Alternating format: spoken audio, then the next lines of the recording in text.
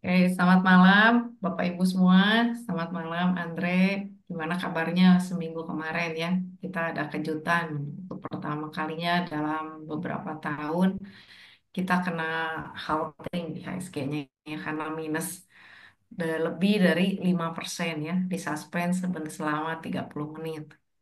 Nah ini sebetulnya orang udah kayak begini kan mulai takut ya, apa ini krisis beneran gitu ya. Terus berapa mungkin sih kita bisa eh, krisis balik seperti dulu, atau ini cuman sekedar siklus yang cepat berlalu nanti balik lagi ke normal gitu ya, kejutan sesaat gitu kan. Kita nggak pernah tahu ya ke depannya mau ada apa. Nah, coba kita mau cari benang merahnya.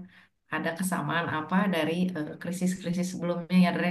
Iya, Di sini betul. Andre sudah, makasih Andre udah disiapin materi nih. Sudah. Ada apa sih penyebab dari 98, terus ada 2008, ada mini krisis 2015 gitu kan. Trigger-triggernya apa gitu. Apa trigger-triggernya itu setiap kejatuhan mirip, apa ada yang mirip sama yang kondisi kita saat ini gitu. Nah, ini untuk mulai kita mungkin masuk materi Andre dulu ya. Nanti kalau Siap. udah kita bisa ngobrol-ngobrol, tanya jawab ya Bapak Ibu semua ya. Iya. Oke, silakan Andre dimulai ya. Oke, thank you Civivi. Selamat malam Bapak Ibu semua ya. Gimana sehat-sehat selama seminggu kemarin? Sehat itu bukan sehat fisik aja Ci ya, sehat mental aja ya. Mental, mental dan mental. Oke, ya harus selalu menghadapi market kayak gini, kondisi ekonomi kayak gini, sehat selalu ya, psikologis, sehat mental ya. Jangan sampai jadi kebawa stres gitu kan. Kemarin beberapa waktu lalu ada yang ngomong sih katanya udah mual banget katanya tuh. Ya, jadi kan kasihan juga ya. Sambil ini sambil makan antimo nonton IHSG-nya. Mabok darat. Awak darat ya promo ya. Nah ini kita akan coba bahas deh ya. Saya sama Civivi, saya akan bawakan materi dulu. Nanti kan terakhir bisa tanya jawab juga Bang Civivi soal teknikal juga Ci ya. Gitu kan ya. Heeh. Nah hari ini saya coba bahas. Siapa tahu setidaknya memberikan gambaran lah buat teman-teman. Karena kan kondisi seperti ini tuh normal ya. Kalau kita hadapin seperti tahun 2020 seakan-akan tuh berita tuh semua tuh negatif semua. Mengancam semua gitu kan. Kalau kita ngomongin ya. Oke. Jadi biasa ya kalau posisi sekarang ini tuh apa namanya tuh semuanya serba negatif, serba pesimis, beritanya negatif semua, bahkan sampai ada yang nge-fear. Saya lihat di YouTube juga tuh udah mulai bermunculan tuh, wah krisis 98, apa segala macam. Nah, kita coba bahas, jangan terlalu ke bawah suasana. Kita coba bahas secara logis aja ya, mungkin data-data. Memang tidak ada yang pernah tahu tentang masa depan, tapi setidaknya dari krisis-krisis yang sudah kita bisa belajar lah, ya. Jadi setidaknya kita memberi dapat arah lah gitu ya, Bapak Ibu. Ini mungkin udah kelihatan sih. Kelihatan Andre udah. Oke. Nah, ini judulnya menuju krisis 98 atau peluang nih, gitu kan? Nah, ini saya coba ini ya bahas ya. Yang pertama tuh saya akan coba bahas dari segi domestik dulu ya, Bapak Ibu ya. Segi domestiknya seperti apa? Ini sebentar. Nanti kalau ada chat, silakan aja ya. Jadi kalau misalkan pengen tanya langsung silakan ya. Ini saya bandingkan dulu dengan krisis 98 Bapak Ibu. Oke, yang pertama ini kita lihat dari tahun 98 97 itu apa sih penyebab krisis itu ya? Penyebab krisis itu sebenarnya tuh dari kejatuhan pertama kali itu di Thailand, mata uang gitu ya, berembet ke emerging market lainnya termasuk Indonesia. Jadi utamanya itu sebenarnya tuh karena kejatuhan mata uangnya dulu. Nah, kejatuhan mata uang ini berembetnya efeknya tuh apa? Efeknya tuh itu jelas ya karena Indonesia saat itu punya utang luar negeri itu tinggi. Ya, kalau kita bisa lihat tahun 97 98 itu rasio hutangnya aja itu hampir 61%. Ya, jadi artinya gini, dibanding PDB itu kan kalau kita ngomong tuh kekuatan ekonomi Indonesia ya. Jadi jangan lihat nilai utangnya, tapi persentasenya dibandingkan dengan PDB. Nah, saat itu hutang berbanding dengan PDB itu Indonesia mencapai 61% sebelum krisis terjadi. Sesudah krisis terjadi itu melonjak langsung ke 150% karena kan rugi kurs, Bapak Ibu sekalian. Ya. Nah, tahun 297 utang luar negerinya tuh komponennya tuh dari hutangnya aja tuh hampir mencapai 70% Bapak Ibu. Bayangin, dari satu kue utang ini 70%-nya itu semua utang luar negeri. Nah, beda dengan sekarang. Kondisi sekarang tuh hutangnya cuma 37% sampai 40% kurang, terakhir 30%. Nah, dan porsi utang luar negerinya itu cuma 30%, Bapak Ibu sekalian. Ya, jadi beda ya dengan posturnya tahun 97 dengan sekarang ini gitu kan. Jadi artinya apakah impact misalkan rupiah melemah itu akan signifikan ke Indonesia? Akan terdampak tapi mungkin gak sehebat tahun 98, Bapak Ibu sekalian. Ya, kebayang ya maksudnya tuh ya. Nah, yang saya cek lagi juga dari porsi hutang saat ini kan 30%-nya itu hutang luar negeri dari total hutang itu tuh 30% hutang luar negeri. Nah, hutang luar negeri ternyata bukan ke Amerika lagi paling besar tapi ke Singapura saat ini tuh. Hampir 50% lebih itu ke Singapura. Jadi dengan kata lain, dampak dolarnya juga akan makin berkurang. Ya, Bapak Ibu, biar tahu. Sebelum 98, notnya juga banyak perusahaan bank di Indonesia mengambil utangnya itu dalam dolar juga. Jadi banyak perusahaan-perusahaan di dalam Indonesia itu ngambil hutangnya itu apa? Karena dulu lebih menguntungkan ngambil dolar tuh secara bunga juga lebih murah gitu kan ya. Sehingga banyak industri-industri di dalam negeri ini mengambil banyak hutang itu dalam bentuk dolar. Sehingga itu yang memperkeruh akhirnya tuh nilai rupiahnya makin anjlok lebih dalam. Oke. Terus yang berikutnya defisit APBN ya. Defisit APBN itu dibanding tahun 98 tuh beda ya. Kalau tahun lalu, tahun 98 itu tuh kalau kita lihat dari histori sebelumnya, tahun 94 sampai dengan tahun 97 itu defisitnya tuh bisa mencapai hampir 6%. Bahkan tahun 98-nya tuh 5% ya dari PDB, defisit APBN. Saat ini di bawah 3%. Bahkan 2024 tuh 2,29, 2023 1,65 dan tahun 2025 ini sekitar diprediksi sih diperkirakan sekitar 2,5 atau 2,4 lah kalau nggak salah tuh. Nah itu kan di bawah 3% kalau kita ngomongin. Jadi artinya secara defisit anggaran pun juga cukup terjaga dibandingkan dengan tahun 97-98. Oke. Nah yang kedua faktornya kan karena nilai tukar rupiahnya anjlok gitu kan. Depresiasinya kalau teman-teman bisa bayangkan tahun 97 tuh anjlok hampir 100% nilai rupiahnya. Tahun 98 tuh anjlok 72%. Jadi 2 tahun berturut-turut anjloknya tuh udah hampir beggar tahun 97, 98-nya anjlok lagi 72%. Sedangkan di Indonesia tahun 2023 ini anjloknya cuma 1,53, 2024 0,35. Yang terakhir ini 2025 ini anjloknya kan ke 16.000 sekian gitu ya, nggak sampai 10% juga, nggak nyampe 7 atau 8% lah anjlok. Nah, jadi jauh banget dengan tahun 97, 98 tuh nggak bisa dibandingkan ya kalau menurut saya.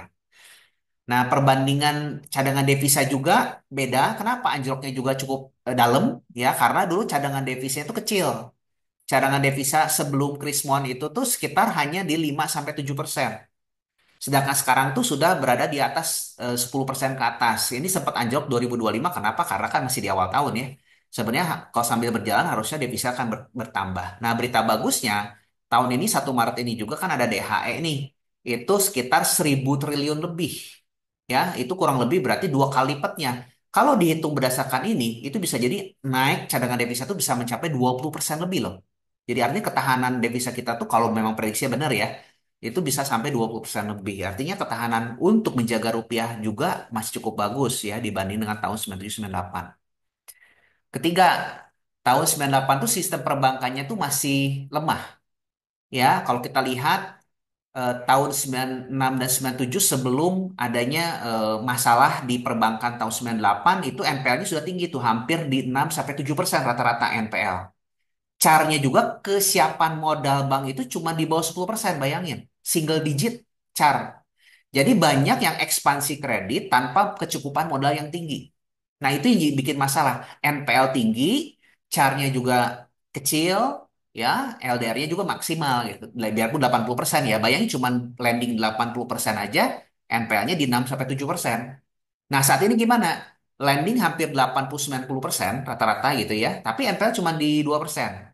Dan CAR-nya juga sudah hampir mendekati ke 30%. Jadi artinya ketahanan modal bank itu sangat bagus. Ya, belum kondisi tahun 97 tuh kalau kita lihat tuh banyak masa-masa serius karena penegakan hukum di sini tuh apa lemah ya, lemah dan kurang penjaminan nih atas dana nasabah. Jadi banyak ya kalau kita ngomong itu kolusi ya antara pemilik bank. Jadi contoh misalkan si si pengusaha itu punya perbankan, dia meminjamkan ke bisnisnya dia sendiri gitu. Dia meleverage-kan tanpa jaminan yang baik gitu. Nah, itu yang terjadi tuh tahun karena ketat apa kurang ketatnya pengawasan terutama nggak ada OJK ya waktu lalu ya sehingga em, apa namanya tuh untuk kredit-kredit itu tuh banyak yang jelek lah secara kualitas ya kalau kita ngomongin. Dan terjadi krisis likuiditas karena kan waktu itu kan apa The Fed mungkin lagi naikin suku bunga juga kan posisinya sama waktu kemarin kan sempat naikin juga gitu ya sehingga yang terjadi itu krisis likuiditas rupiahnya tuh anjlok lebih dalam gitu karena nggak ada ketahanan yang bagus defisitnya melebar udah gitu ditambah dengan apa gonjang-ganjingnya di Thailand itu emerging market kena gonjang-ganjing sehingga merembetlah salah satunya kena tuh di Indonesia kalau kita ngomongin. Belum lagi sebenarnya tuh yang paling benar-benar bisa bikin ini tuh sebenarnya IMF. IMF waktu itu tuh ada bantuan kan padahal ya. Tapi dia mengusulkan ada kewajiban itu, ada bank yang harus katanya ditutup. Nah, itu memancing juga jadi akhirnya tuh diras bank tuh. Karena kan banyak bank yang ditutup, panik makin tambah-tambah lagi justru makin diras gitu. Ya, nah ini tuh yang penutupan bank ini nih. Ya, padahal ini langkahnya kurang tepat gitu kan. Justru dengan 16 bank bermasalah ditutup ini, justru jadi mengeras tuh. Kalau kita ngomongin ya, masyarakat tuh jadi nggak pede. Ya, sedangkan kalau kita bandingkan dengan tahun 2025, CAR-nya juga bagus. Ya, kondisinya, ketahanan stabilitasnya juga bagus gitu ya. Kalau kita ngomongin pertumbuhan kredit juga cukup oke dan likuiditas juga cukup memadai, biarpun secara overall ketat ya kalau kita ngomongin. Jadi beda banget ya. Nah, notnya di sini tuh banyak bank memberikan kredit tanpa jaminan yang kuat terhadap konglomerat besar, ya Bapak Ibu. Kita lanjut, yang keempat, ketergantungan pada sektor ekspor yang terguncang. Jadi artinya tuh ada faktor yang keempat tahun 98 tuh ketergantungan terhadap ekspor dan impornya tuh tinggi. Ya, kontribusi ekspor dan impor waktu lalu itu bisa mencapai hampir ini tuh tahun 97 tuh hampir berapa nih? 24 tambah 20 hampir 40 hampir 50% kalau kita ngomongin. Jadi sehingga anjloknya kebetulan anjloknya komoditas gitu ya kalau kita ngomongin dan sekaligus juga kalau kita ngomongin ini nih komoditas turun tajam memperburuk juga kondisi di internal. Nah itu ya, kan waktu itu kan ada minyak, gas, kayu, karet tuh pada anjlok semua, dolarnya juga ikutan, udah gitu sama kena kan jadi ke pendapatan kena, defisit melebar, udah gitu ya rembetnya kemana-mana. Jadi ini double apa impactnya tuh besar sekali.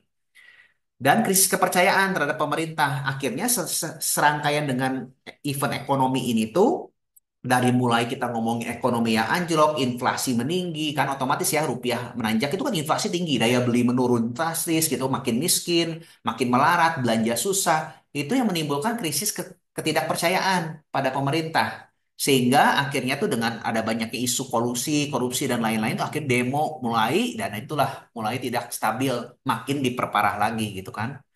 Ya, intervensi IMF-nya tidak tepat juga waktu itu kan, biarpun ada stimulus, tapi banyak yang blunder. Ya, ada pemotongan subsidi bahan bakar itu menimbulkan makin tambah inflasi. Harusnya salah itu langkah-langkahnya gitu. Nah, ini yang menimbulkan jadi akhirnya krisis tahun 98. Nah, apakah Indonesia saat ini seperti itu? Saya pikir nggak, masih jauh banget ya kalau kita lihat dari ciri-ciri yang ada sekarang ini. Jadi kalau ada di luaran saya yang nakut-nakutin, jangan percaya Bapak Ibu sekalian. Ya masih sangat jauh dengan tahun 98 Bapak Ibu sekalian ya. Oke. Itu saya lewat ya. Tahun 98 udah beres ya. Kita sudah bahas secara makro domestiknya.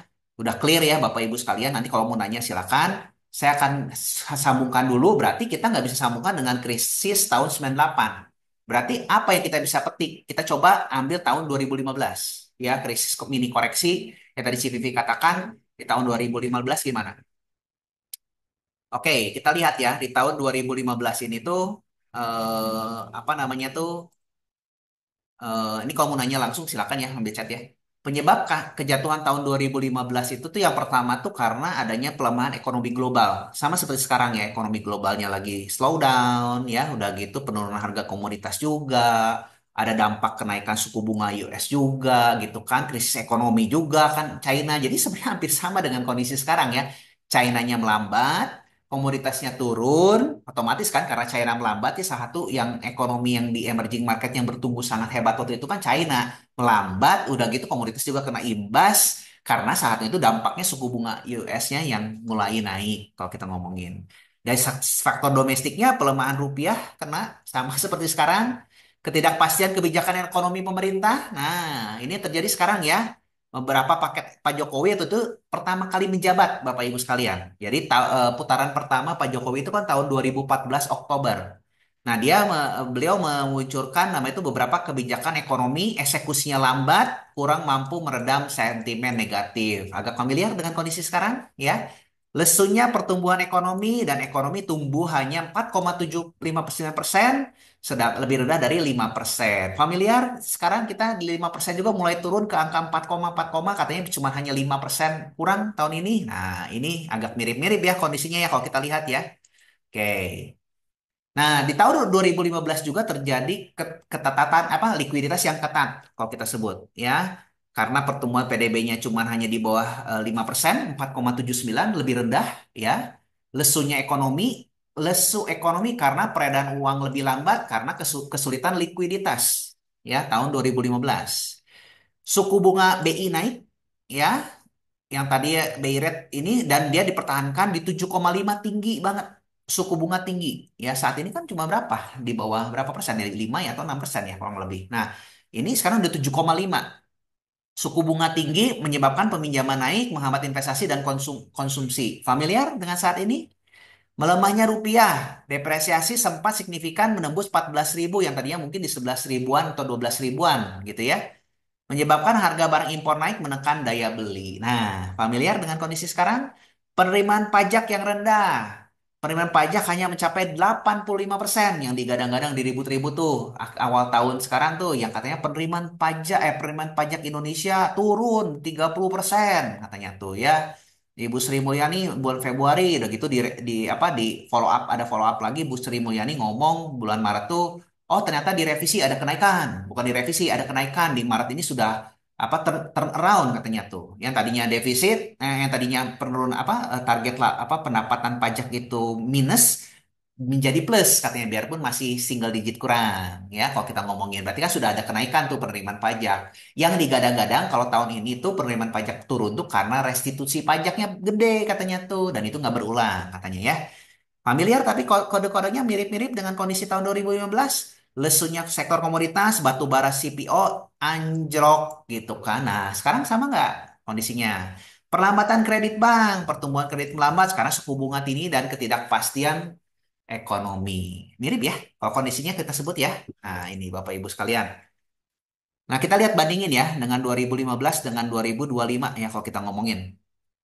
Nah, eh, di sini tuh kalau kita lihat 2015 itu defisitnya tuh 2,59, 2025 tuh 2,53 ditargetkan. Berarti mirip-mirip nggak? Mirip-mirip. Penerimaan negara tahun 2015 tidak mencapai target, cuma 85% dan di 2025 kemarin tadi saya udah katakan ya pendapatan negara turun juga. Targetnya mungkin ya Bapak Ibu sekalian tahu ya kemarin kan ada isu banyak kan pendapatan kurang dan lain-lain. Belanja negara juga Pak Jokowi meningkat saat itu ke program infrastruktur dan subsidi energi. Nah, familiar dengan sekarang belanja negara akan difokuskan ke makan bergizi gratis salah satunya. Kalau kita ngomongin ya, belum ada Danantara. Nilai tukar rupiah terdepresiasi sama ini juga ya, tapi biarpun lebih stabil saat ini. Pertumbuhan ekonomi 4,79%, sekarang di 5 sampai 5,5, tapi 5% lah terakhir tuh masih proyeksinya karena kan yang lain-lain tuh pada rating tuh pada diturun-turunin tuh. Nah, yang beda inflasi waktu kemarin tuh 6,38 tinggi, kalau di sini 1,5 sampai 3,5. Terakhir tuh cuma 1% lebih, bahkan ada isu ngomongin deflasi. Padahal deflasi itu karena tarif listrik tuh turun ya Januari Februari. Jadi sebenarnya tuh nggak inflasi, nggak deflasi juga gitu ya, stagnan gitu ya, daya belinya stagnan gitu. Belum bagus juga pulih belum gitu ya, tapi stagnan aja gitu ya dari tahun lalu sama gitu, nggak turun nggak naik gitu. Jadi banyak yang ngomongin penurunan daya beli, kalau menurut saya sih sama-sama aja dengan akhir tahun kemarin gitu. Ya memang udah turun gitu, stabil di sana gitu. Ya, berarti bukan berarti bagus juga ya Bapak Ibu ya. Saya udah bikin videonya kalau yang mau nonton silakan ya. Nah, tadi baru rilis tuh apa yang dimaksud dengan isu-isu yang terjadi, terjawabnya nanti bisa Bapak Ibu sekalian nonton. Lalu ada kebijakan pemerintah yang fokus pada belanja infrastruktur subsidi energi dan kalau ini kan anggarannya lebih ke pemangkasan tuh untuk ke makan bergizi gratis dan lain-lain.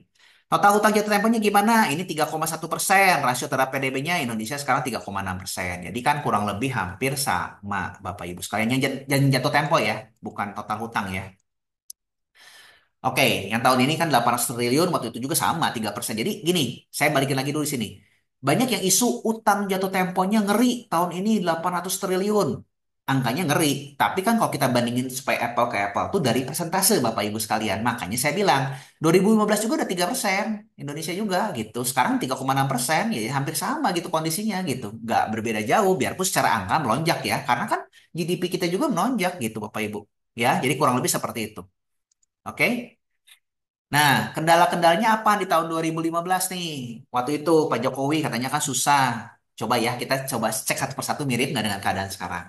Isu-isunya mirip nggak gitu, Mas? Saya itu bukan mirip permasalahannya, tapi hampir kurang lebih isu yang muncul sekarang ke berita ke market itu seperti apa. Waktu itu tuh ada berita hubungan DPR dengan koalisi yang tidak solid. Di awal-awal pemerintahan Pak Jokowi. Pak Jokowi itu kan Oktober 2014 tuh dilantik ya. Jadi masih di awal-awal tuh biarpun Jokowi dari PDIP tidak selalu memiliki hubungan mulus dengan pendukungnya sendiri. Dengan terutama dengan Ibu Megawati Soekarno Putri gitu ya. Udah gitu tidak koalisi pendukung Jokowi itu tidak memiliki mayoritas di DPR awal pemerintahannya. Kebijakannya sering tersendat tuh. Akibatnya dominasi oposisi yang dikuasai Gerindra dan Golkar. Tarik ulur. Jadi pemerintahan kelihatannya kurang solid. Nah, ini yang terjadi sekarang kan seakan-akan informasinya tuh berantakan, apa enggak. Nah, ini padahal kita ngomongin itu apa namanya itu keputusan di seperti yang sekarang lah kelihatannya itu tidak solid.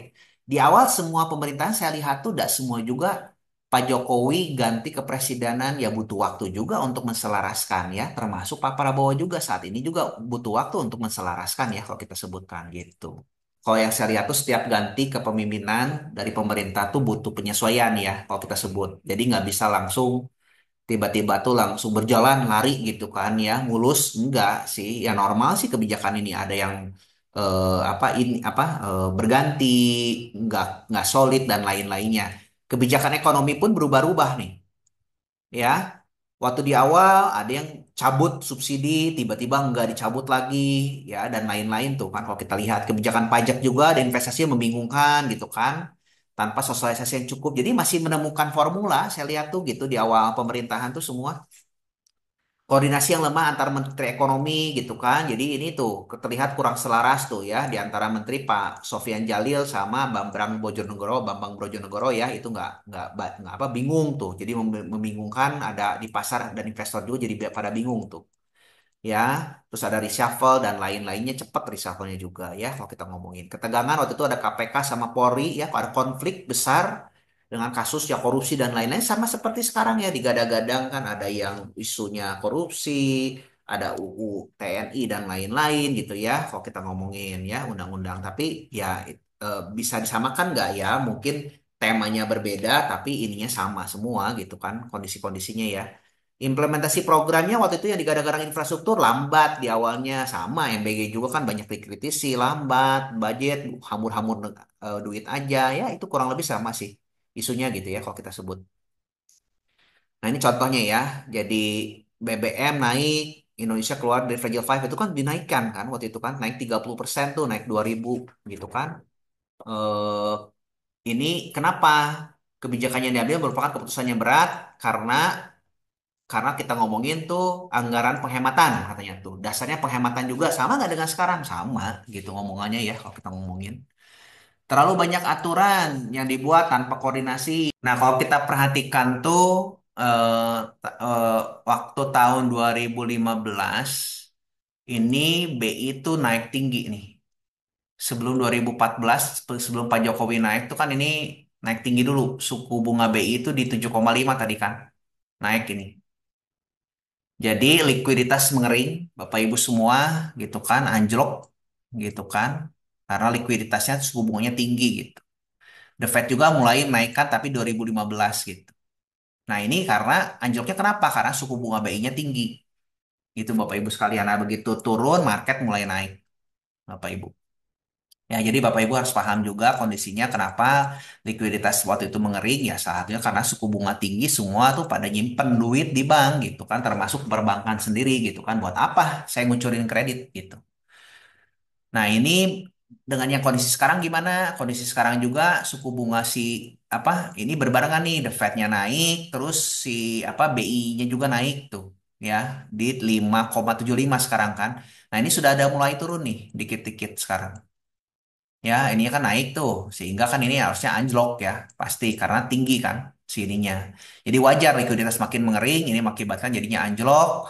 Ya otomatis nanti kalau nanti cut rate gimana? Kalau cut rate makin dalam nih, misalkan ya mudah-mudahan kita ada bullish ya, kalau kita ngomongin ya, karena likuiditas akan kembali mengalir gitu, Bapak Ibu.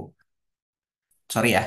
Nah, jadi ini yang terjadi itu pas Pak Jokowi itu kan dilantik di bulan Oktober 2024. Udah gitu kan suku bunga lagi tinggi, likuiditas kering, kebanyak kebijakan, kekhawatiran resesi, terutama yang paling penting di berita headline waktu itu juga sama. Headline-nya itu adalah takut defisitnya tuh melebar Indonesia. Kebijakannya yang nggak proaktif, kebingungan di para investor yang terjadi gitu kan. Karena eksekusi Pak Jokowi juga masih tadi ya banyak simpang siur, jadi akhirnya market turun. Nah turunnya berapa? Hampir 27% dalam waktu 6 bulan Bapak Ibu. Ya tapi akhirnya nanti bullish lagi gitu ya. 27 bulan naiknya 66%. Turun 27%, bullishnya 66%. Nah apakah akan terjadi seperti itu? Indikasi kalau domestik saya lihat seperti ini mirip ya. Gejala-gejalanya mirip yang ini justru kalau mau saya lihat ya. Tapi nanti saya akan bahas isu yang globalnya. Nah yang sekarang nih Pak Prabowo kan dilantik juga nih. Drop market udah berapa? 24%.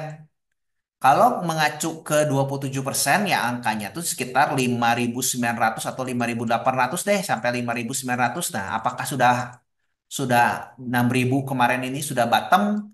Menurut saya ya ada kemungkinan besar kita nggak pernah nebak tahu turunnya sampai sedalam mana. Tapi kalau kita mengacu ke yang dulu ya angkanya di sekitar seginian ya 5.800 sampai 5.900 5.900-an lah kurang lebih gitu ya. Bottomnya seperti itu.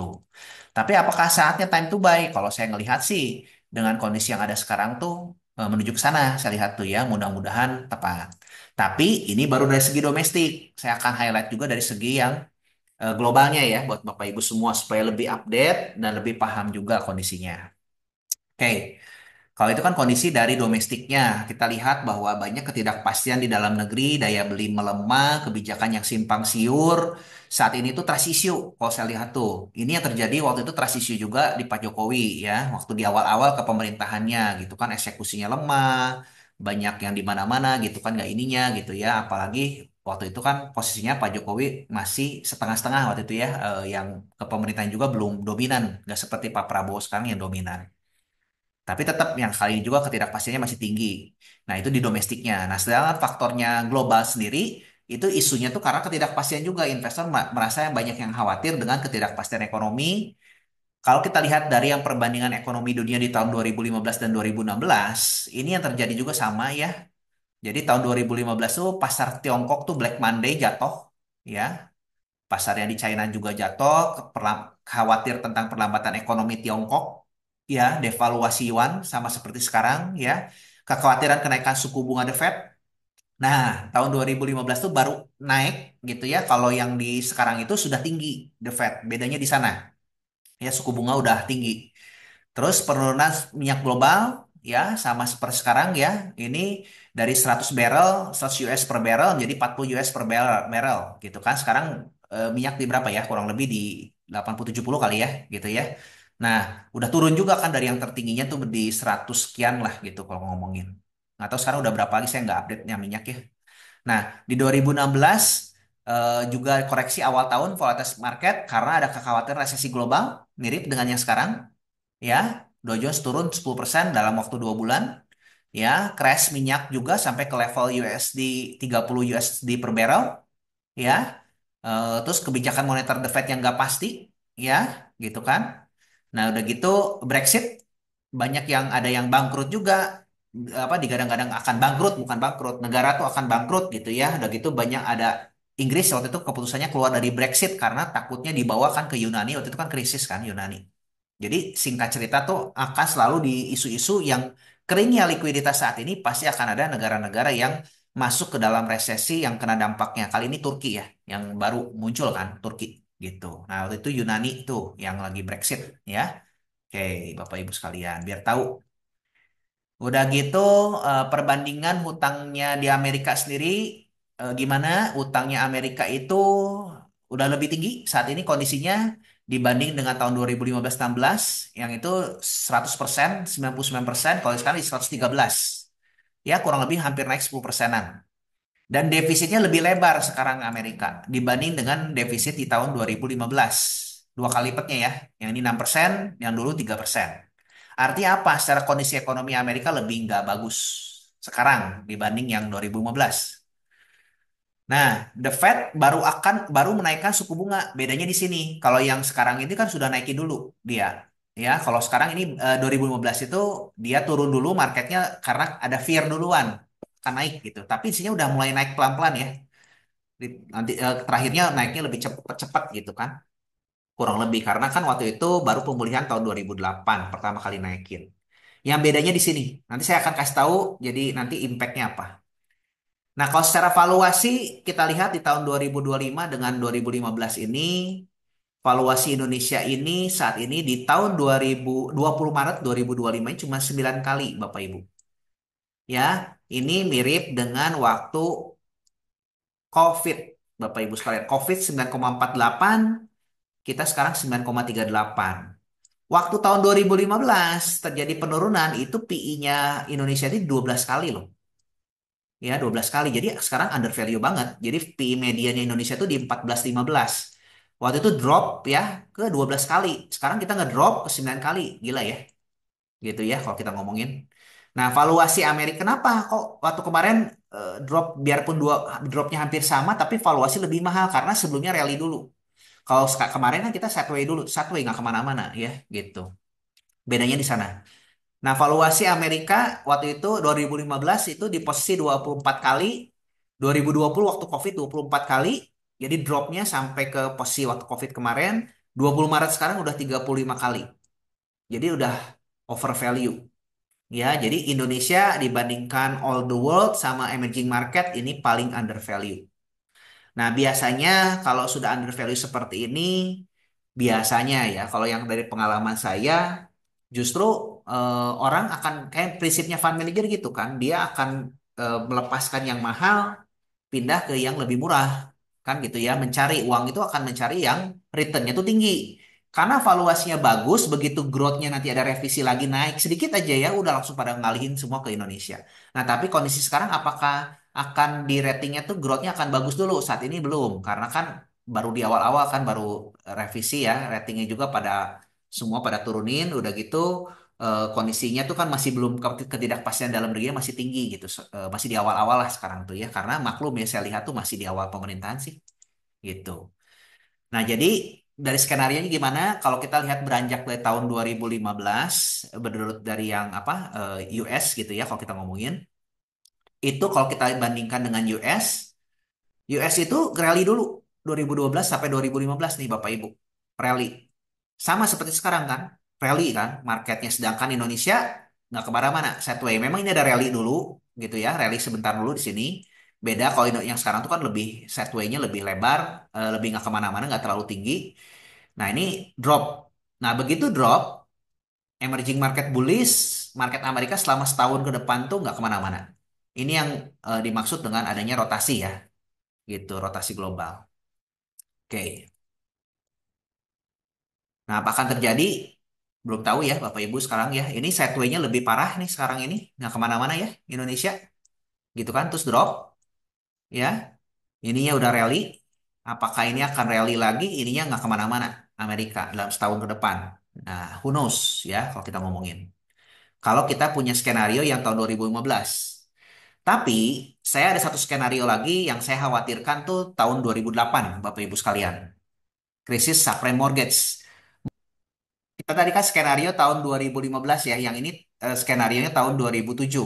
Nah, tahun 2007 ini tuh kita perhatikan bahwa saya ngelihatnya kondisi the Fed-nya tuh lebih mirip justru dengan tahun 2007-2008 ya. Cuman kenapa tahun 2008 terjadi? Karena ada Black Swan ya, Bapak Ibu sekalian, yaitu bubble property. Nah, kita coba lihat dulu secara ciri-cirinya kondisi Amerikanya ya, bukan kondisi Indonesia ya. Kalau kondisi Indonesia itu mirip dengan 2015, tapi kondisi Amerikanya kita lihat ini yang jadi faktor resiko buat kita yang harus kita bisa perhatikan. 2007 itu pertumbuhan PDB-nya mirip dengan sekarang nih. kurang lebih Amerikanya 2004-nya sama ya. Tingkat penganggurannya juga lebih tinggi sedikit. Ini juga hampir mirip-mirip. Kemarin terakhir udah di akhir tahun tuh udah di 4% juga ya. Ini kan baru awal tahun. CPI-nya juga ini lebih inflasinya lebih tinggi sedikit, hampir mirip-mirip. Fed Fund Rate-nya juga posisinya sama. Kalau 2015 Fed Fund Rate-nya masih rendah masalahnya. Naik suku bunga, kalau ini posisinya tinggi. Gitu kan? Nah, terus rasio utangnya lebih tinggi yang faktor sekarang dibandingkan dengan yang 2007. Defisit anggaran juga lebih lebar, pasar saham juga lebih bubble, nggak lebih bubble sih kalau pasar sahamnya ya, tapi lebih tinggi gitu ya. Tapi bubble-nya itu kan berdasarkan valuasi kan, berdasarkan PI. Harga rumah juga lebih mahal, tapi bukan berarti bubble, Bapak Ibu sekalian. Waktu itu terjadi namanya itu bubble perumahan. Kalau sekarang tuh tidak ada bubble besar sih. Ini bedanya di sini. Ya, cuman saya akan ceritakan lagi lebih dalam ya, Bapak Ibu. Oke, nah kondisi ekonomi di Amerika di 2006 dan 2007 ya, waktu itu 2006 itu tuh kuat Bapak Ibu sekalian. Mirip dengan bahasanya sekarang, kuat katanya tuh. Biarpun ada revisi turun targetnya ternyata pencapaian turun dari 3,5 menjadi 2,7, tapi masih kuat. Itu mirip dengan yang sekarang. 2007 turun lagi di 1,9 ya. Ekonomi mulai melambat tapi masih disebutnya kuat gitu ya. Dan all time high gitu kan 14.000 ya poin. Jadi all time high itu di Oktober 2027 2007. Ada boom properti ya, ada gelembung. Nah, ini yang jadi ciri khas di 2006 itu 2007 tuh udah kelihatan tuh. Harga rumahnya pertumbuhannya pesat ya, KPR-nya tuh sangat mudah ya. Yang tidak mampu bayar tuh semua pada dikasih gitu kan. Udah gitu 2007 mulai gelembung meletus, mulai muncul kebangkrutan dan lain-lain. Nah, jadi ciri-cirinya tuh ada di gelembung di properti.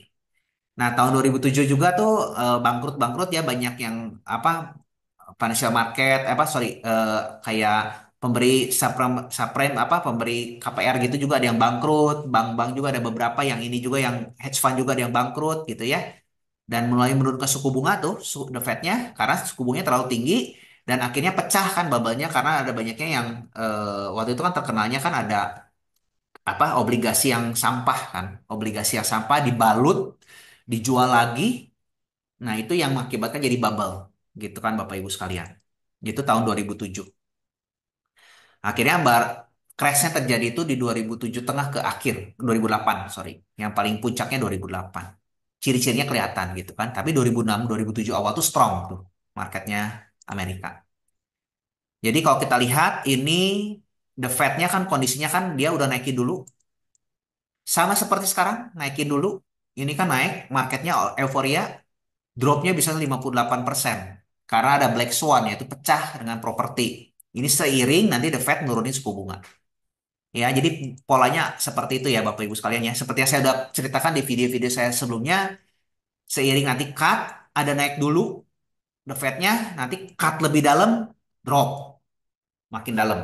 Jadi dropnya hampir 58%. Nah, itu yang terjadi waktu apa krisis tahun 2008 ya di subprime mortgage ya bubble properti. Nah, gimana yang Indonesia saat ini? Oh sorry, ini 2007, 2008 ya. Masih ya. Ini yang S&P dengan indeksnya. Kita lihat nih indeksnya sendiri kan ini kan drop. Indonesia masih dikasih kesempatan untuk naik dulu nih. Di bulan Maret April nih. Naik dulu ya Bapak Ibu sekalian sebelum dropnya lebih dalam. Kenapa? Karena tadi kan kita lihat ya market Amerika juga naik dulu karena the Fed-nya cut rate. Cut rate, euforia naik tapi saya sampai mana tadi? Oh, sampai ini ya. Dari di 2008 itu tuh The Fed-nya kan cut rate dulu nih. Cut rate itu tuh udah jelek kan Korea ekonomi jelek, cut rate dia naik dulu sama Indonesia juga naik dulu, Amerikanya naik dulu sampai nantinya ada turun lagi. Jadi secara overall turun 58. Nah, Indonesia juga sama. Secara overall turunnya hampir 80% kalau di Indonesia karena efeknya dari 2008 Black Swan. Padahal kondisi Indonesia waktu itu tuh di sini nggak terlalu jelek-jelek amat sama ekonominya gitu di zaman pemerintahannya Pak SBY ya. Tapi ini akan impact juga ke market. Nah, nantinya bullishnya lebih bullish sih. Tapi secara overall ini akan ke impact juga. Nah, ini yang saya takutkan akan terjadi karena untuk posisi the Fed-nya saat ini lebih mirip. Kalau saya lihat tuh. Ya, bisa jadi nanti market tuh nanti akan rebound dulu. di April ini sampai Juni misalkan nanti di Julinya ini mulai turun. Kalau kita lihat dari grafiknya ini di Juni ya. Juni kenapa? Karena hutang jatuh tempo rata-rata di Juni ya. Kalau kita sebutkan ya, karena waktu itu kan nyetak duit kan Amerika kan sekitar kalau nggak salah Juni Julian juga ya waktu COVID ya mulai cetak tuh atau di Maret ya kurang lebih. Nah ini jatuh temponya rata-rata sekitar Junian. Indonesia termasuk juga yang gedenya. Ini nanti akan eh, apa namanya itu membuat marketnya likuiditas lebih apa kita sebut tuh ini ketakutannya di sini gitu. Resesi lebih dalam, cut rate lebih dalam, kira market drop. Ini yang saya khawatirkan ya, terus terang ya Bapak Ibu sekalian. Tapi balik lagi, apakah ini akan terjadi? Belum tentu karena ada beberapa perbedaan yang saya ceritakan. Nah, perbedaannya apa nih? Kan tadi kesannya wah, resikonya lebih mirip ke tahun 2007 daripada tahun 2015. Kalau kondisi Amerika. Kalau kondisi domestik Indonesia lebih mirip tahun 2015. Tapi kalau kondisi Amerika lebih mirip tahun 2007, Bapak Ibu. Tapi perbedaannya apa? Yang pertama ya, bubble-nya di Amerika tuh udah lebih gila-gilaan. Itu valuasi bisa sampai ratusan kali nih. Beda dengan kondisi sekarang, yang bubble-nya tuh di 30-an kali ya kalau kita ngomongin. Jadi mudah-mudahan sih apa nggak crash-nya tuh sedalam yang tahun subprime mortgage ya. Itu yang pertama. Terus yang kedua, tahun 2006 ini ternyata likuiditas di Amerika tuh longgar banget. Ya, suku bunganya biarpun tinggi tapi kredit mudah diakses. Jadi banyak yang justru kelebihan duit. Begitu kelebihan duit, ya banyak yang kredit apa banyak yang dijual-jual kan akhirnya ke market kan gitu. 2000, awal 2007 masih longgar, tapi mulai ada tanda-tanda ketat. Nah, di sini mulai tanda-tanda ketat ini mulai muncul tuh yang bermasalahnya. Tapi fasenya di awalnya longgar dulu Bapak Ibu sekalian. Gitu kan ya. Sehingga sampai ke tahun 2007 tuh likuiditas mulai mengetat. Biarpun naik suku bunganya udah duluan. Karena 2006-nya masih longgar, Bapak Ibu. Nah, beda dengan sekarang. Sekarang ini sudah ketat duluan the Fed-nya karena sudah melakukan namanya itu QT, quantitative tapering, tightening, sorry, tapering lagi. Quantitative namanya tapering atau quantitative tightening ya, kalau kita sebutkan. Jadi artinya si si uang tuh disedot lagi tuh ke apa? Ke Amerika ke Fed kan ya, ke neracanya si the Fed lagi gitu kan diturunin balance sheet-nya gitu. Sehingga jumlah likuiditas secara overall di dunia itu berkurang jauh, Bapak Ibu sekalian. Nah, itu sudah terjadi. Bedanya 2024, 2025 sekarang likuiditas sudah ketat. Makanya ekonomi dari tahun kemarin udah sulit. Amerika pun juga udah banyak yang batuk-batuk, kreditnya sulit, udah mulai sulit gitu. Jadi beda dengan tahun 2026 ke 2027 itu batuk apa maksudnya tuh udah mereka tuh longgar banget di 2006-nya gitu. Masih longgar lah. Kalau sekarang sudah ketat gitu kan. Nah, itu bedanya satu ya. Oke. Dan kondisi market properti itu beda. Kondisi market propertinya di Amerika saat ini nggak bubble. Kenapa? Nggak bubble karena memang waktu itu sempat melonjak, tapi yang construction-nya udah yang melonjaknya udah turun sekarang udah pada beres. Yang startnya juga tuh melandai ini. Ya, yang komplitnya udah semakin meninggi, tapi yang memulai dan yang construction itu menurun, Bapak Ibu sekalian. Jadi banyak yang nggak memilih untuk meneruskan, justru melihat kondisi ekonomi. Udah gitu yang home penjualan rumah ini secara yang building ya, multifamily construction ya. Kalau yang secara home salesnya, inventory-nya remain low, ya rendah dan jadi artinya back apa namanya tuh nggak agresif membangun rumah si developernya dan apa nah inventory-nya low sama penjualan juga nggak terlalu tinggi. Ya, jadi artinya bubble propertinya nggak terjadi nih di Amerika saat ini. Ya vacantnya juga turun drop gitu ya tapi sempat naik gitu ya kalau kita ngomongin yang vacantnya sempat drop tapi udah mulai naik dikit-dikit tapi masih di bawah median ya beda dengan tahun 2008 kan di sini tinggi banget ya rentnya kalau yang ini drop di bawah jadi nggak apa nggak ada krisis beda ya ini kan tahun 2008 penjualan tuh bubble banget nih kelihatannya Bapak Ibu sekalian ya jadi beda banget dengan tahun-tahun 2008 jadi tidak ada krisis bubble di sana tuh yang prediksi saya, ini saya nggak tahu black swan-nya apa, tapi sejauh ini sih harusnya sih cuma hanya kekeringan likuiditas. Kalau kekeringan likuiditas ini yang terjadi pernah dari tahun 2005 tahun atau tahun 2000 udah lampau banget 19 sekian lah, 19 sekian tuh itu dropnya nggak separah tahun 2008. 2008 diperparah karena banyak digoreng. kredit-kredit perumahan yang jelek-jelek itu digoreng lagi obligasi dijual dalam bentuk obligasi lagi itu yang memperparah ibarnya tuh jadi sama seperti keadaan market Indonesia kemarin deh. Banyak yang pakai leverage gitu. Udah tahu nggak mampu bayar, di leverage-kan lagi kan sehingga begitu drop makin lebih parah lagi dropnya. Nah, itu yang terjadi. Sedangkan kalau kondisi kondisi sekarang di properti nggak. Oke, jadi bedanya tuh dengan kondisi yang sekarang tuh Scott Bessent udah ngomongin bahwa ada manipulasi ya. Manipulasi di sini tuh salah satu tuh di tenaga kerja itu nanti akan direvisi katanya tuh. Yang tadinya tuh kelihatannya bagus tenaga kerjanya sebenarnya tuh enggak. Ini sudah masuk ke resesi tenaga kerja tuh udah melonjak tinggi. Jadi PDB-nya turun, tenaga kerja tinggi. Nah, jadi akhirnya harusnya kalau ini direvisi dengan keadaan ekonomi sekarang berarti kan nggak ada black swan. Kalau nggak ada black swan, harusnya keputusan The Fed kan biasanya kan suka lagging ya, dia lihat data dulu baru potong kan, baru akan mengurangi kan. Nah, ini yang terjadi itu kalau datanya langsung jelek, ya kemungkinan besar mungkin si The Fed ini akan melakukan namanya itu QE atau nggak potong suku bunga gitu. Nah, itu yang saya lihat ya, mudah-mudahan sih tepat seperti ini ya. Jadi nggak ada black swan kayak tahun 2008. Nah, waktu terakhir kemarin meeting di Maret ya, The Fed belum belum menurunkan suku bunga kan masih sama tuh projectionnya ya.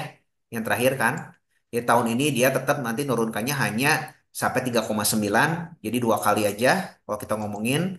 Nah, ini apa namanya tuh, tapi dia revisi nih, GDP-nya dia sudah revisi karena dia udah tahu wah ini turun kayaknya GDP-nya ya. Yang tadinya 2,1 jadi 1,7. Unemployment rate-nya dia revisi dari 4,3 jadi 4,4. Ya, ini udah direvisi, jadi udah dia juga udah mulai nyadar nih. Kira-kira kayaknya oke, ekonomi Amerika nggak sebagus yang dikatakan ya gitu. Cuman dia masih melihat bahwa nih sektor tarif nih takutnya yang jadi hit ke inflasi nih. Justru dia revisi naikin inflasinya. Kalau kita ngomongin nah ini patut kita cermati dan harusnya kalau menurut yang pengalaman yang sudah-sudah, The Fed, si Donald Trump ini nggak akan bikin inflasi sebenarnya tuh. Ya, harusnya seperti itu. Saya sudah bahas lah itu dari yang kemarin-kemarin ya. Mungkin teman-teman juga udah bosen saya ngomongin berkali-kali yang soal itu ya. Nah, terakhir di The Fed juga mau nggak mau The Fed akan melakukan QE kembali. Nah, ini ciri-cirinya sudah mulai kelihatan ya. Salah satunya itu belum melakukan QE, tapi meeting terakhir tuh dia di Maret ini, Maret 19 kemarin ya, dia sudah eh, nggak tidak melakukan tapering, tidak melakukan QT lagi. Ya, jadi artinya dia tuh sudah tidak lagi, yang tadinya tuh kan dia ngeringin likuiditas tuh. Sekarang udah tidak. Sudah tidak melakukan lagi karena dia sudah tahu bahwa sekarang kondisinya udah nggak makin nggak bagus gitu. Nah, ini dengan ngurangin aja tuh memberikan angin segar, likuiditas tuh nggak akan berkurang gitu kan. Nah, ini yang menjadi menambah. Bahkan prediksi saya harusnya The Fed ini akan justru ngebanjirin lagi ke depan tuh kenapa? Karena hutang jatuh tempo Amerika yang tahun ini kan cukup tinggi. Tadi kan Amerika gimana sih cara mau ngebayar hutangnya dia tahun ini? Satu ya, ngegenjot pajak. Nggak mungkin ini. Kenapa? Ya jelas ekonomi kan lagi morat-marit sekarang juga di sana kan ada yang mulai nggak bagus. Terus mengurangi pengeluaran pemerintah. Ini jelas sudah sedang dilakukan oleh pemerintahan Donald Trump kan sudah banyak beritanya lah ada Doge lah keluar dari ya udah saya bahas lah di video silakan nonton aja ya. Nah, udah gitu inflasi. Inflasi jelas kan harus mengenjot pertumbuhan ekonomi. Nggak mungkin dengan kondisi sekarang juga ini nggak mungkin dilakukan gitu. Jadi satu-satunya opsi itu adalah ini sama ini menaikkan debt ceiling. Jadi nanti ke depan tuh pasti akan ada cerita debt ceiling. Nah, ini sudah berulang-ulang kali tuh dari tahun berapa tahun sekali tuh cerita debt ceiling lagi. Nanti pasti akan ada lagi sok percaya nggak percaya taruhan ya nanti kita lihat nih. Debt ceiling Amerika mentok dan Amerika nanti bisa bangkrut. Ada berita seperti itu nantinya. Udah gitu nanti debt ceiling dinaikkan. Wah, market euforia tuh. Karena kenapa? Begitu debt ceiling dinaikkan, itu artinya ada nanti namanya itu QE lagi, pencetakan uang lagi. Pertama-tama nerbitin obligasi untuk restructuring dulu. Kalau kurang duitnya karena ada defisit itu, mau nggak mau The Fed nanti minta bantuan The Fed lagi untuk cetak duit lagi. Nah, ini yang akan terjadi ya Bapak Ibu sekalian ya. Antar turunin suku bunga dulu, pertama ya kan mau refinancing, sama nanti akan cetak duit lagi. Opsinya akan ke sana kalau menurut saya tuh. Jadi kondisinya agak berbeda dengan tahun 2008 saya lihat tuh. Berita bagusnya ini, Bapak Ibu sekalian. Kalau 2008 diperparah dengan ada yang namanya itu Black Swan, kalau menurut saya karena di bubble di properti. Sedangkan kalau kali ini krisis likuiditas. Ke tahun 2006 itu nggak ada krisis likuiditas, malahan banjir itu yang membuat namanya itu bubble, ya. Nah, berita bagusnya juga sendiri terakhir sekarang China ini sudah mulai bertahap melakukan namanya stimulus. Ya, biarpun masih ukurannya kecil, stimulus waktu kemarin COVID itu kan 500 billion ya. Tapi biasanya dari pengalaman yang sudah-sudah, China ini selalu mendahului daripada Amerika. Jadi China mendahului dulu, dia sudah tahu nih Amerika pasti harus cetak duit nantinya. Dia kasih dulu stimulus dikit, nanti lama-lama jumbonya tuh akan berbarengan waktu sama Amerika cetak duit. Biasanya seperti itu ya, biasanya gitu dari pengalaman saya. Dan ini sudah mulai duluan tuh China-nya. Makanya market China sekarang udah mulai naik tuh ya gitu Bapak Ibu sekalian karena udah mulai beralih dengan valuasi Amerika yang mahal beralih tuh ke emerging market saatnya ke China dulu. Nanti kalau pertumbuhan ekonomi kebijakannya sudah trust isunya sudah terjawab di Indonesia, berani jamin saya akan masuk ke sini. Ya, Bapak Ibu sekalian. Kalau tidak terjadi Black Swan tahun 2008 ya, Bapak Ibu. Nah, kondisi ekonomi Indonesia saat ini gimana? Kenapa ekonomi lesu? Balik lagi kan saya udah ceritakan juga di minggu lalu ya, Indonesia sebenarnya tuh ekonomi kenapa sih lesu? Karena tadi likuiditasnya nggak muter gitu. Duitnya ada, tapi muternya di mana? Di SRBI. Ya, kalau kita ngomongin, jadi duitnya tuh parkir di SRBI. Kalau kita lihat data di sini, kepemilikan SRBI di perbankan itu tuh all time high, tertinggi sepanjang masa, Bapak Ibu sekalian 5 kali lipat dibanding 2023. Bahkan sebelumnya itu hampir nyaris mendekati ke nol dan bahkan nol. Jadi semua parkir tuh di SRBI, orang kaya maupun asing, terus kayak orang-orang gitu kan, individual yang HNWI yang benar-benar punya modal yang buat eh, ngegerakin perekonomian, semua nggak mau pada ekspansi. Semua rata-rata parkir duitnya udah enak di SRBI, bunga tinggi, saya tinggal duduk manis dapat bunga gitu. Ngapain saya harus usaha? Yang resiko pasti ada. Bank pun juga sama, daripada saya menyalurkan kredit, saya lebih baik parkir di SRBI. Nah, ini yang membuat jadi akhirnya tuh ekonominya lesu. Hampir 500 triliun uang bank tuh yang ada di SRBI. 500 triliun tuh bukan uang main-main ya, kalau kita ngomongin ya. Stimulus COVID aja tuh ya lumayan kan, tapi intinya hampir 1.000 triliun kan. Ini 500 triliun loh. Berarti dengan nanti ngebanjirin 500 triliun aja dari perbankan aja ini akan bergairah. Padahal SRBI aja sekarang tampungnya hampir ke 1.000 triliun, Bapak Ibu sekalian. Hampir kayak stimulus COVID ya, lebih kurang sih. Gitu. Bayangkan kalau ini nanti likuiditas ini ngalir lagi ke market, bergairah pasti. Kurang lebih seperti itu bayangannya ya. Nah, SRBI itu yang apa jadi pemegang SBN. Pemerintah kan defisit jatuh tempo dia kan karena kenapa? Karena butuh duit kan karena defisit tadi buat membiayai APBN. Akhirnya dia jadi cetak SBN yang nyerap siapa? Ya udah rebutan likuiditas karena kondisinya sekarang lagi pada tapering juga kan pada QT juga tuh di Amerika. Jadi akhirnya rebutan likuiditas ya mau nggak mau dia jadi akhirnya kan karena pemerintahnya wajib si uang perbankannya pada ya secara nggak langsung jadi nyetor kan pada nyimpen di SRBI semua. Nah, ini yang terjadi gitu ya karena ada namanya itu burden sharing. Nah, ini sebagai gambaran untuk 2024 ini sudah hampir 570 triliun yang perbankan, perbankan only. 6%-nya tuh bayangin, ini meningkat lagi 2025 ya. Jadi Bapak Ibu sekalian, kenapa ekonomi lesu? Bukan karena apa-apa, tapi karena likuiditasnya nggak ngalir. Jadi persoalan di dunia sekarang tuh apa? Persoalan likuiditas. Bapak Ibu sekalian, di Amerika sama, di China sama. Nah, suatu saat karena utangnya, prediksi saya, utang kan jatuh tempo tahun ini. Kalau nggak ada Black Swan, harusnya akan ada cetak duit lagi untuk refinancing yang akan jadi masalah 5 tahun kemudian. Nanti kita lihat lagi aja ya. Yang permasalahan makin tambah besar ya. Tapi itu mah urusan nantilah, gitu kan? Nah ini kan rupiah kelemah kenapa? Karena kan di XY menguat ya karena kan kemarin QT. Semua kan si Fed masih balikin duitnya ke sana. Nah berita bagusnya kita ada DHE. Nah, ini belum efektif 100%. Mudah-mudahan ini bisa ningkatin devisa sampai tadi kan saya bilang dari 10% ke 20%. Ya. Nah, menurutmu apakah The Fed akan melakukan QE kembali? Apakah kondisinya mirip yang tahun keberapa? Yuk kita bahas, kita diskusi. Mungkin itu aja dari saya ya, Bapak Ibu ya. Kalau ada pertanyaan silakan. Oke, makasih Andre. Kita langsung baca ini ya, pertanyaan ya. Bentar.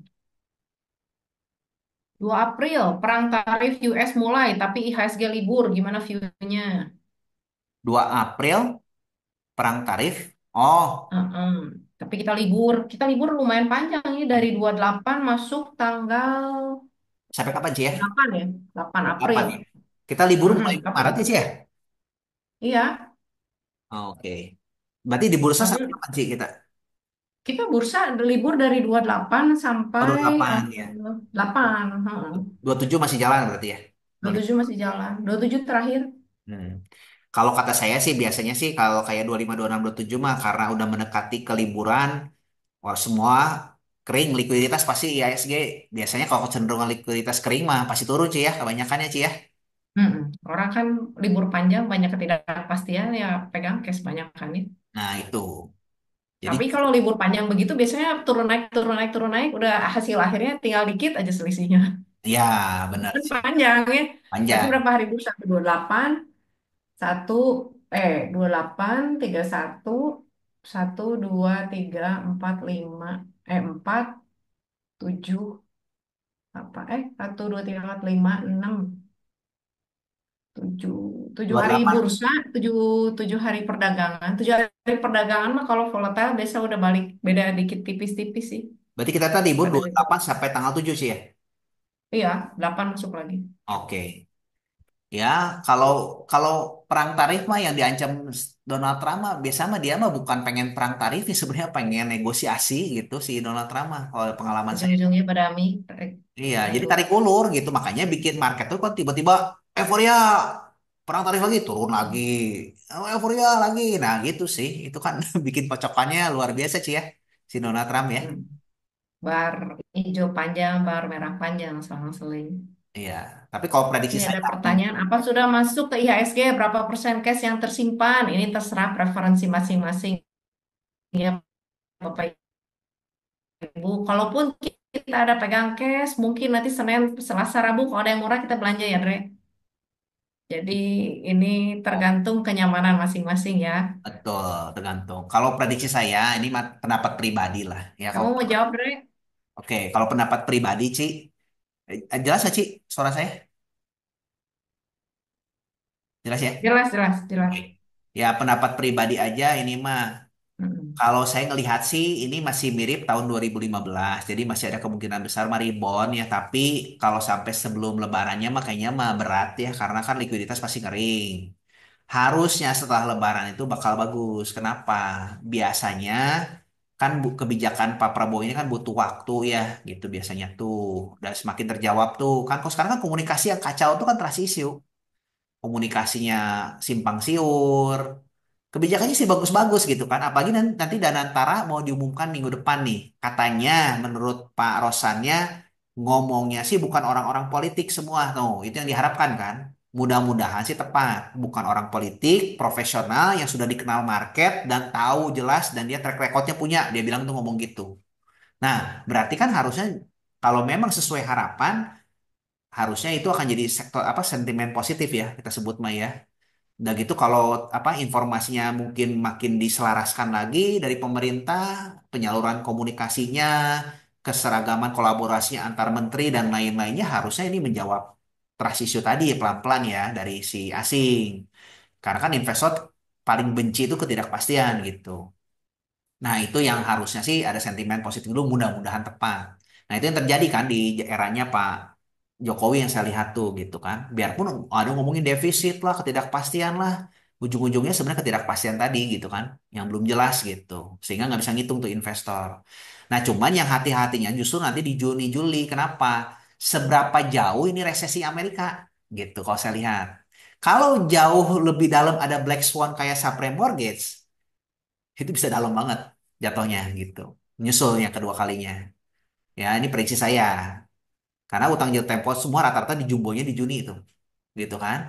Nah, kalau nanti saya update lagi lah sambil berjalan gitu kan. Tapi kalau sekarang ini saya ngelihatnya harusnya ada rebound dulu ya. Gitu. Tapi saya nggak tahu nih, itu hanya prediksi saya. Balik lagi semua silakan disesuaikan dengan kondisi masing-masing ya, Ci ya. Gitu, Ci. Ya karena kan sekarang apa eranya masa transisi ya ganti pemerintahan ya biasa ada ketidakpastian muncul ya di situ investor yang ngurangin posisi biasanya ya Bapak Ibu ya. Benar, Makanya jadi lebih banyak penjual daripada pembeli kan. betul. Ya, lalu selanjutnya pertanyaan selanjutnya Tre, sektor-sektor pertama yang akan pulih kira-kira apa ya? sektor pertama sih kalau saya rotasi sektor sih dari teknologi dulu ya Bapak Ibu sekalian, teknologi. Kalau saya udah bahas juga tuh di video saya di YouTube ya. Tapi kayaknya buat hints doang sih ya yang rotasi sektor tuh atau di buka umum ya waktu itu ya. Saya lupa. Lupa saya. Ada, tapi kayaknya di AI.